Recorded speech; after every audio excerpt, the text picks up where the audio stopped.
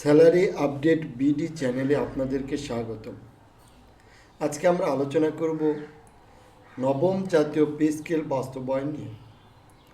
নবম জাতীয় pay scale বাস্তবায়ন নিয়ে আগামী বাজেটে 11ই জুন যে বাজেট অধিবেশন শুরু হবে সেখানে বাস্তবায়নের জন্য সুপারিশ করা হতে পারে, এরকম একটি সংবাদ বিভিন্ন সামাজিক যোগাযোগ মাধ্যমে আমরা দেখতে পাচ্ছি।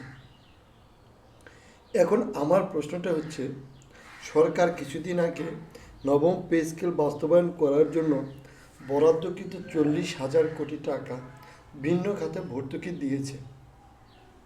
ঠিক তার 2 মাস পরেই নবম পে স্কেল বাস্তবায়ন করতে গেলে যে পরিমাণ অর্থ লাগবে, আসলে তারা সেটা পারবে কি? আমার এই বিষয়টা নিয়ে একটু সন্দেহ আছে। এছাড়া এত আলোচনা সমালোচনা হওয়ার পরেও বর্তমান সরকার কিন্তু নবম পে স্কেল নিয়ে স্পষ্ট কোনো ঘোষণা দেয়নি এখনও, যে আগামী জুনে এটা বাস্তবায়ন করা হবে কি হবে না, এরকম কোনো ঘোষণা এখন পর্যন্ত আসেনি। আমি সেই জন্য আমার কেন যেন মনে হচ্ছে আগামী বাজেটেও নবম জাতীয় পে স্কেল বাস্তবায়ন হওয়ার সম্ভাবনা খুবই কম।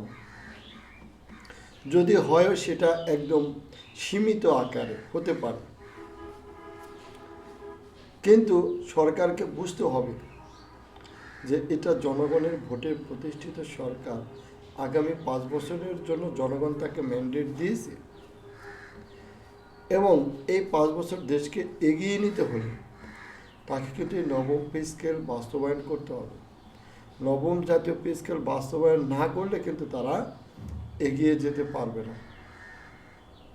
এর একটা কারণ হচ্ছে, নবম জাতীয় পে স্কেল বাস্তবায়ন করা সরকারের অবশ্যই গুরুত্বপূর্ণ দায়িত্ব। তাই আমি সরকারকে নবম জাতীয় পে স্কেল নিয়ে তাদের অবস্থান স্পষ্ট করার আহ্বান জানিয়ে আজকের ভিডিও এখানে শেষ করছি। সকলেই ভালো থাকবেন, ধন্যবাদ।